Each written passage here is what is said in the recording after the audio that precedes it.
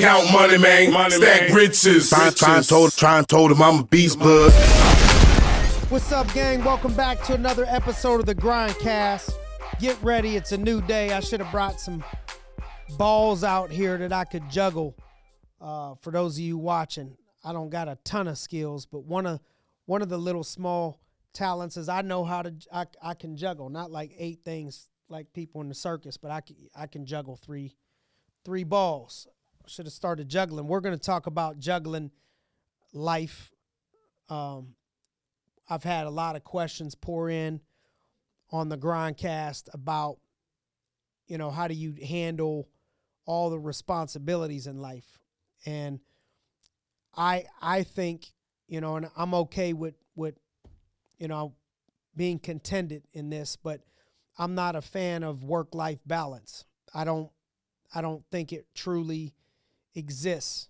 I think that the way to get the balance that people think they want is to first go imbalanced. That if you show me anybody that's accomplished greatness in life, I'll probably be able to point you in a direction where they don't look balanced and they went all in. They either still go a lot all in, or they put in an absurd amount of time up front to give them and afford them this flexibility in life that people want, because people want it all. And everything in life, typically to go up, you have to give up. John Maxwell says, in order to go up, you got to grow up. In order to go up, you got to get up. You got to wake up. You got to get up off the ground when you get knocked down. You got to give up something in order to gain something of more value. And so I think a lot of times people are waiting for this silver bullet of how do I get to, have fun and enjoy my life and have money and resources and, get things done at work and all these other things. If you show me a fighter that wants to win a world title,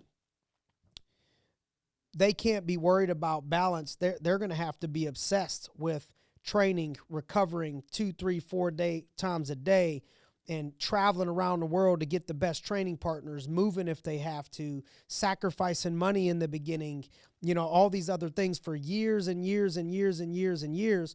And then when you see them at 50 years old or 40 years old, when they don't have to do that, they may have resources that afford them, or a platform now that affords them the ability to look like they have this life where they just enjoy everything and they don't have to work very hard. But all of that stuff was created for 10, 20 years of nonstop grinding. And so I think a part of what you need to do on your journey while you're building up to this balance that everybody seeks out is you got to learn how to juggle. It's about juggling. And when you're building something, what I mean by juggling is when you juggle, the key to juggling, and I learned this from T.D. Jakes, for any of you that spiritually follow pastors or anything like that. T.D. Jakes is my guy. And so he talked about it's like juggling balls, that the key is you can't have any one ball in your hand too long, or you won't be able to catch that other ball that's getting ready to land in your hand. And you got to picture it like glass balls. So if you drop a ball and it breaks, we're in trouble. So I think, you look at what balls do you have to juggle? I'll just use the 3, basic, things of, I have family that I have to juggle. I have business that I got to juggle, and I got myself, taking care of yourself, that I got to juggle.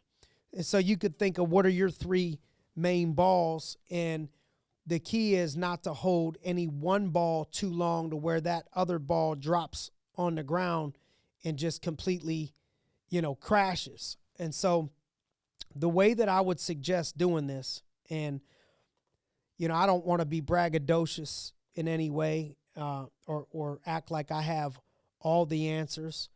But I can tell you, I feel that in my household, that my wife and I, with 3 kids and a business and 2 nonprofits that we have started that has taken an absurd amount of time and energy, that we have a very good, healthy rhythm and healthy family life that provides an opportunity to look like we can do it all. And so what I've done is I look at 168 hours are in a week, and I have to go here for you because this is the key to it all to me, is the scheduling and planning. I think people don't schedule and plan enough. So I'll just give you an example of, I'll look at my schedule for yesterday.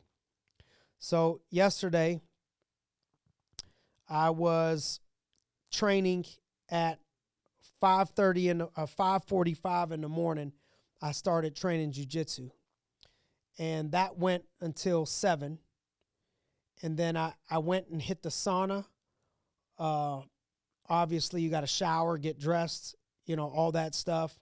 I got prayer in before jiu-jitsu and breath work. And then I had meetings all day, meetings, podcasts, all of that stuff until about 3:30, nonstop. Picked up my wife and we drove to Youngstown, Ohio, to be with John Maxwell at an event they held in Youngstown, Ohio. And my mentor, who's been like a dad to me, Jim Tressel, invited me. And we went to be with and around John Maxwell, who, those of you guys that don't know John Maxwell, he's the #1 leadership author ever in the world, and he's living and breathing right now. I've learned so much from John Maxwell. It was the first book that I've ever read in my adult life, was 21 Laws of Leadership. And so we went to Youngstown, and we had to be there by 4:30. So we got there, drove 3:30. I picked my wife up. We left like zoom, straight on the road. 4:30, we left Youngstown area, probably about 8-something. Got home 9-something. And what I did is I set out all my clothes for the next day. Steamed the suit jacket, sports coat, pants, hung it up in the mud room downstairs. Packed my bag for the next day of everything that I needed to get showered and dressed the next day. Put my sweats out that I was going to wear because we did boxing this morning. Put my sweats out that I was going to wear. Took my vitamins that I take in the morning, a probiotic and some things. I set everything out in advance of that before, and then I planned on. I looked at today, and I said, okay, what do I have on my schedule? Well, my kids, I take my kids to school on Fridays, so today was my day to take the kids to school. And so if I look at that, I say, okay. The kids, I have to leave the house to take the kids to school by 7:25. So I got up at 5:30. I got to bed about 10:30. Oura Ring gave me credit for almost 7 hours of sleep. All my sleep scores and numbers was on point. And I ended up getting up about 5:30. And I got downstairs. I did my whole routine. I hydrated myself and prayed, read some scripture, all that whole process takes about a half hour. And then I spent the next 45 minutes to an hour reading books and highlighting things in there for my self-growth. And then I share those things with other people. And then I took my kids, everything was already, they got up and running. I put all the bag in the trunk, put their bags in the trunk, my bag in the trunk, everything set up. And we were off and out of the house by 7:25 and drove, and I took my kids to school. And so I say all that to tell you, you'll see in my life, it looks a lot like balance. And that comes from 2 different things. One is organization and planning, scheduling, everything in advance. Everything, I had to look at my schedule. Everything is booked to the moment. I think about how long is it going to take me to drive. Oftentimes I'll put, 7 to 7:30 drive time.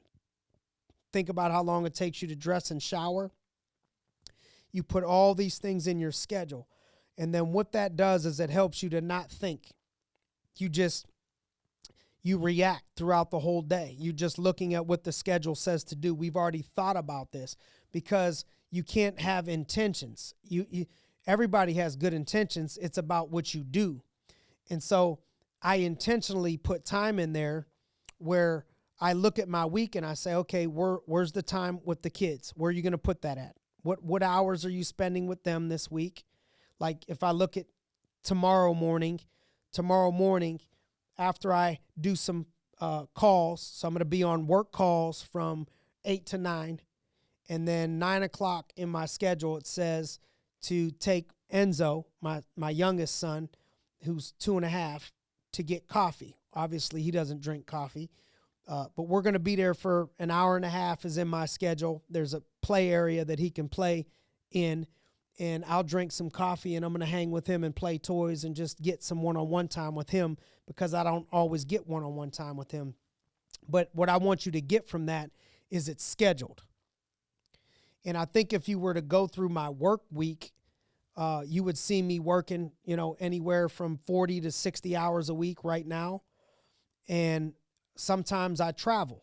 Next week I'm on the road a couple days. And so I'm gone. I don't get to see the kids for 2-3 days, whatever it is. And so, but all of this is planned out. And you have 168 hours in a week. I want you to pretend that you had $168 given to you. And you had to think about where you wanted to spend it.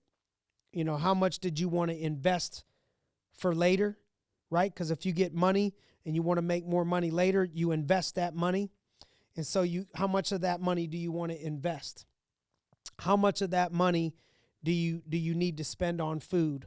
How much of that money do you want to give to others in tithe or give to people that don't impact you? How much of that money do you want to spend on things that you like to do?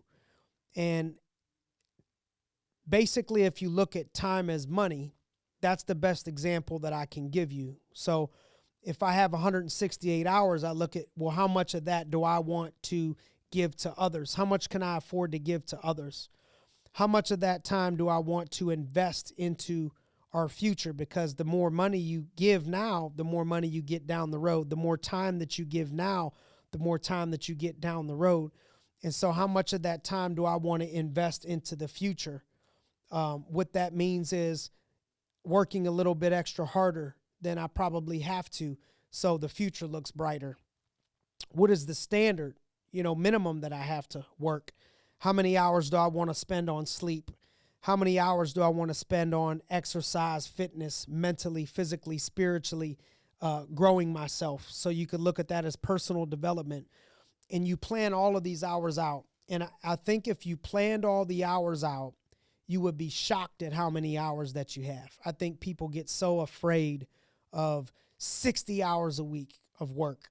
I mean, I think you can get a ton of work done in 60 hours a week. And not every week do I work 60. Some weeks I work 80. Some weeks I work 30. Some weeks I work 60. But let's say a 60-hour work week. If I start that, day of work, getting things done truly, then I'm not like, it ain't a work. I'm not working if I'm doing bicep curls. That's personal development. But if I start my day working at 7 o'clock in the morning and I go till 5 o'clock in the afternoon, that's a 10-hour day. If I go from 7 in the morning till 7 o'clock at night, that's a 12-hour day. If I put 5 of those together, that's 60 hours. I think you can put into your schedule, if I look at 168 hours and say, okay, I'm going to spend an hour of the 168 giving to people. I'm going to spend 10 hours a week in personal development. That would be going to church, reading books, prayer, exercise, fitness, whatever it is. Okay. So now we're down to, 157. And then how many hours do I need to sleep? Let's say 7 hours a day. That's 49. Okay. So we subtract 49 from that 157. So we got 108 hours left, and you slept great. Okay. Out of those 108 hours, how long does it take me to get dressed and showered? For me, it takes me a half hour. For you, it may take you an hour. So if it takes you an hour every day, there's 7 hours. You still got 101 hours. How many hours do you want to work? 60. You still got 41 hours. So at this point, we have read, prayed, exercised, showered, slept, all those things, and we still have 101 hours. Now we worked 60 hours. We still got 41 hours. You already slept, worked, grinded, poured into yourself, all of that. You got 61 hours. What do you want to do? What do you want to do with that? You can essentially give 20, 30 hours of that to your family. And so there's where the time goes right there. Now, for some of you, that 20, 30 hours may need to be, I'm going to go 12 hours a day, Saturday and Sunday. For some of you, it may be, I got to give during the Monday through Friday work week schedule. It may be 4 hours a day, 5 days a week. There's 20. And then another 10 hours on the weekend, or, whatever it may be. But you could find that good time. And sometimes if you can't have a lot of time, you can spend quality time. How much time do you need to spend with your wife? How much time do you need to spend with your husband? And so first, I think you should just look at it, like just write it on paper and say, what do I want to do with all these hours? How much do I want to put into myself? How much do I want to put in building my business? How much do I want to put in to sleep? How much? And then what you do is you just go plug those things in on a weekly basis. Don't be so married to it that if you need to put personal development 15 hours instead of 10 hours, 1 week, that's fine. If you need to work 50 hours 1 week instead of 60, that's fine. Whatever, you can make adjustments, but you have a baseline, and then you kind of use that as a baseline, and then you go into the next week, and then you just start making your schedule. And when you make that schedule, you can put some of your priorities in there. So it's the old science project of, I got 2 big glass jars, and I got, 3 big rocks, and I put all these little small pebbles in first, and then I try to put the 3 big rocks in, and then the 3 big rocks don't fit. And so that I would give an example of people that make the excuses of, I don't have time for myself, or I don't have time for my family, or whatever it is. The other empty jar, if you put those 3 big rocks in first, then put all the pebbles in, what you'll find out is that they all fit. The pebbles just go around those 3 balls. And so I think you put your priorities in there of a couple big things that you got to do. I'm not going to miss, I take my kids to school twice a week typically. Some weeks I can't. Most weeks I do.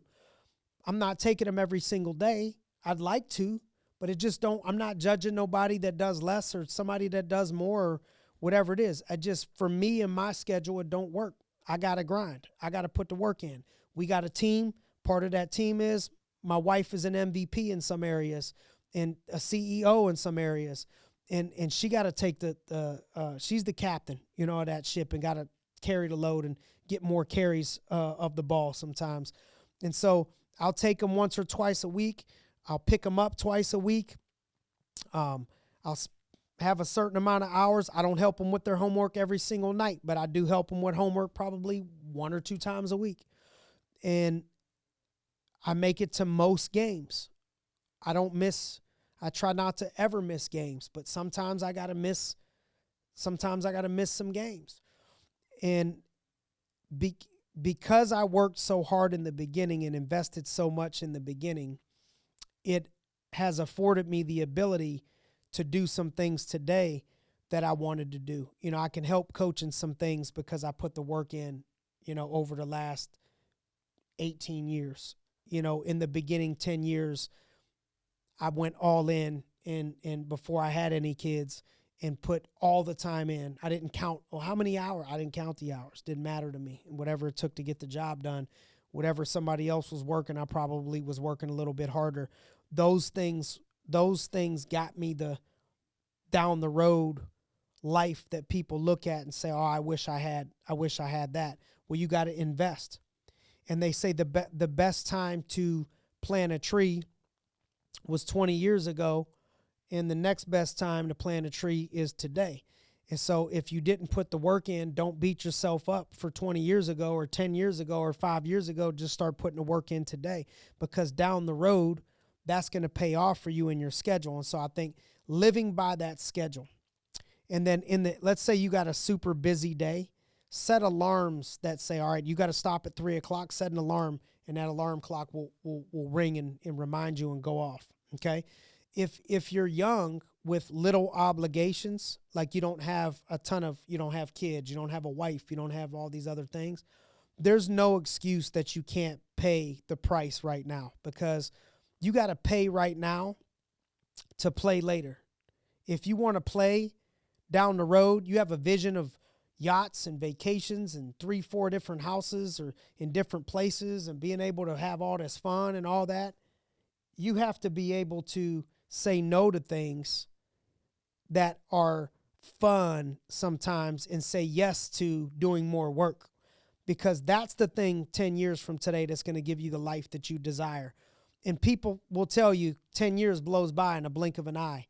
And so the life that you want 10 years from today is paved with the work and the sweat equity of the things that you're willing to do and the things that you're willing to give up right now. The more things that you do and the more things that you're willing to give up right now, typically the better life you're going to have, 10 years from today. And I think a lot of times people, when you look at investing, they don't understand compounding interest. So, if I give $100,000 to an investment and it makes me 10% annually, it makes me $10,000 a year. That's not a lot. That's not enough to retire. But compounding interest is over 7 years. If it earns me 10% and I don't spend the 10% it earns me, that 100,000 over 7 years turns into 200,000. Over another 7 years, it turns into 400,000. Over another 7 years, that's 21 years, it would turn into 800,000, almost $1 million. Now, essentially, you can make 80 grand a year. There's a lot of people that live comfortably on 80 grand a year. You could essentially retire for the rest of your life on that 80 grand a year. But it started out with a small investment. Understand that small investment that I gave you was just a one-time investment of $100,000. It's not $100,000 every year. It's $100,000 one time. And so if you put more in right now, what discourages people to invest is because it's a little bit of money that you get back. It's not a lot. There's a quote out there that says, those that do more than what they're paid to do eventually will be paid for more than what they do. And so you got to be willing to pay. You got to be willing to do more up front than what you're paid to do. You could look and say, well, I worked 60 hours this week and I only made $500, or I worked 70 hours over the last, 6 months and I only made, X amount of dollars, whatever it is. Well, welcome to investing. Welcome to those are the things that it has required of almost every single person that has built something super successful as an entrepreneur. Go talk to fighters that you watch make $2 million on one fight. They'll tell you about their first 10 fights when they made negative and they could barely afford their bills and sponsors or got them through and they didn't barely have health insurance. And now you see them make $2 million for a fight and you think you want to be a fighter so you can make $2 million. Well, the only way you make $2 million is you do all that work up front where you don't make any money, or you get $500 for a fight. And so you can't start counting the hours because it don't make sense. I put in all this time and I put in 60 hours and I only made $600. Well, that's $10 an hour. I could have worked at Walmart, and made that. Yeah, that's true. But you might not be able to work at Walmart and create residual income for yourself 10 years from today that pays you $600 a day to sit on your couch. But everybody wants the $600 a day to sit on their couch, but they don't want the hours in the beginning to building something special. And so you got to be able to understand that, you know, people look at, and I'll just give myself as an example. You ask my mother, you ask anybody that was around me in the first 5 years of the building phase of this business. Even today, I pride myself on work ethic. But in the beginning, people want to know what my schedule was. All day, every day was my schedule. How many hours? Whatever it took, all day. I was obsessed. I thought about it all day. Building the business, I was in love with it. Thought about it all day. You ever fall in love with somebody? You think about them all day. You're obsessed. I saw a thing about Bones Jones recently posted that, you know, he got a fight coming up with Stipe, and he's saying, I think about him all the time. You know, when I'm watching my kids play, you know, he ends up crossing my mind. When I go to bed, I'm thinking about him. And that's what it takes to be a champion. He's in the heat of the moment of building something right now. He ain't going to be doing that at 60 years old. But when he's 60 years old, people are going to throw rose petals at his feet for being one of the greatest of all time. He was one of the greatest of all time, if not the greatest, because of being obsessed. And so you got to be obsessed. In my schedule up front, what I did up front was I didn't barely ever go out, barely ever. I worked weekends. I worked evenings. I didn't go to everybody's birthday parties and babies' birthday parties and baptisms and graduations and all this other stuff. I just worked. Now, if you already got a family, it's still possible to grind and be great. You could still grind and be a great spouse. Don't use that as an excuse. The key to that is scheduling, like I told you before, and be present. Like, you got to make your quantity quality of, I may not spend 40 hours a week with my son, Enzo, but I'm going to try to give him an hour and a half straight on Saturday of just my undivided love and attention, no phone, no nothing, as an example of that one day. I may not be there every day to pick up and drop off my kid, you know, to school or whatever it is, but I'll take my son an hour early before practice and I'll throw balls to him and we'll bat and we'll go through all these things and I'll make sure that I'm completely focused on him. So I think the quality time that you get with your wife, husband, spouse, kids, and then also same thing with your business of, if you can't give as much in the business as younger people in the business that are don't have the responsibilities that you have, you got to make your business hours more quality. Because I watch some of our young people in our business say they're working so hard 9 to 9, and again, that's their choice. We ain't forcing them to do nothing. But they'll say that they worked, and they'll count working as just like breathing oxygen around the office. And that's not working. Just like people in the gym. There's people that can go spend 2.5 hours in the gym, and you can get accomplished what they got accomplished in 45 minutes and be in better shape.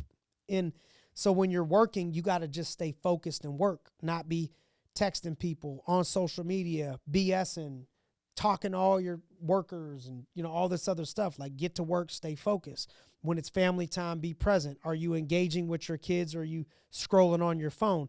The key is investing time and not just spending time. And then you got to be able to cut out the time wasters. So, you know, I got friends of mine that, so I train, everybody knows most of the time, 90+% of the time, I train my body, or in martial arts, I'll train it early in the mornings. And I'm done early. And the reason for that is I feel like I need to be serving my people and serving my family through the hours that everybody else is up and ready to rock. And then I have, people, friends of mine that'll say, I'll say, man, you putting in too much time golfing. You putting in too much time with these video games, stuff that you're doing, and you ain't made it yet. And they've said, well, me golfing is just like you playing, you doing jujitsu. I only golf, once or twice a week. Maybe it's 10 hours, whatever, same as you, 10 hours or whatever. The difference is My time is while my wife and kids are sleeping. Their time is when their wife and kids are awake. My time is when my kids and my wife are sleeping, and all of my people are typically sleeping, or they don't want to talk to me at 6:30 in the morning. So business isn't rocking. So I'm not taking time away from the business. I'm taking time away from myself, that I got to take my butt to bed at night and I got to get my butt to bed in the morning, but it's not the same hours. That's why I've been such a proponent of getting up early. You would think at this point in my career that I feel like I've earned the right. So many people think that they're owed so much. They have this entitlement attitude that I've been at this for so long, I deserve to do this, or I deserve to do that. I don't think I deserve anything. What I understand is that you're only as good as your last home run. John Maxwell said you're only as good as the last book that you wrote. As a head coach of a football team professionally, you're only as good as your last season. In our business, I believe you're only as good as your last production report. And so I don't think that any of my games that I won 10 years ago are supposed to afford me respect and love from my people today. How does it help the kid or somebody trying to build a business here in their first 6 months or year based off of what I did 12 years ago and me just being lazy, right now? Yeah, it gives me some freedom and flexibility to do some certain things. I can pay to hire people to help me do some certain things, to buy time. That's a whole nother, so people, I've had people throw jabs at me. I'll give you an example of having a driver. So I got a driver sometimes, once in a while, that will drive me. It's not about being snooty. I remember where I come from. I go play with kids and pick up kids in places that I bet you probably wouldn't even ever want to go. You'd be scared to death. And I take myself out there. And it's not about thinking that I'm better than anybody else. It's about not putting other people's lives in jeopardy, because I have so much work to do some days that I'm going to take calls and I'm going to text people and I'm going to email, whether I should or I shouldn't. I just know myself. It's not possible for me to waste 10 hours. I don't have 10 hours to waste or 5 hours to waste. And so if I have some travel or I have a lot of places to drive, I'll hire a driver.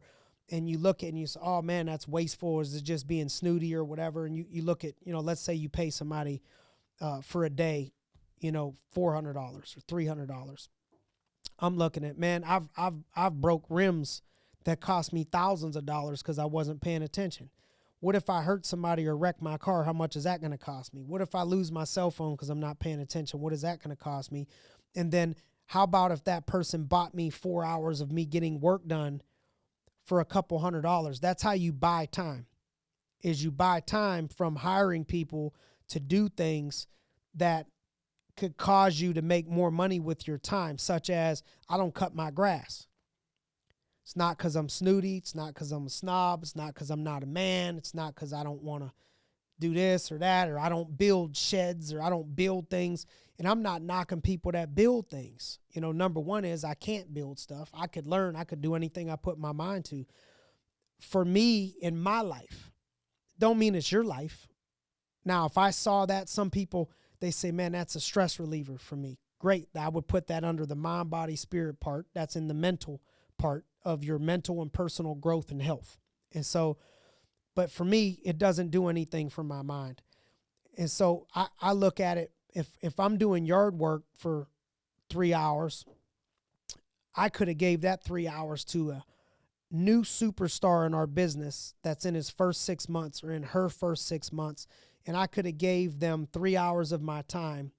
And if I would have gave them 3 hours of my time, how much better would they have been in the business? How much more revenue would they have made for the business and for themselves? And so that's the example that I would give you in investing into things that are going to help you make more money. Don't spend your time on doing dumb things that aren't going to bring you a return, but invest your time into things that are going to bring you a return. Cut out all the time wasters. Look at the things that you waste time on and be real with yourself. Cut those things out. You can't be great and still be a part of your bowling league sometimes. You can't be great and still golf 3 times a week. Sometimes it ties right into your business. I don't know.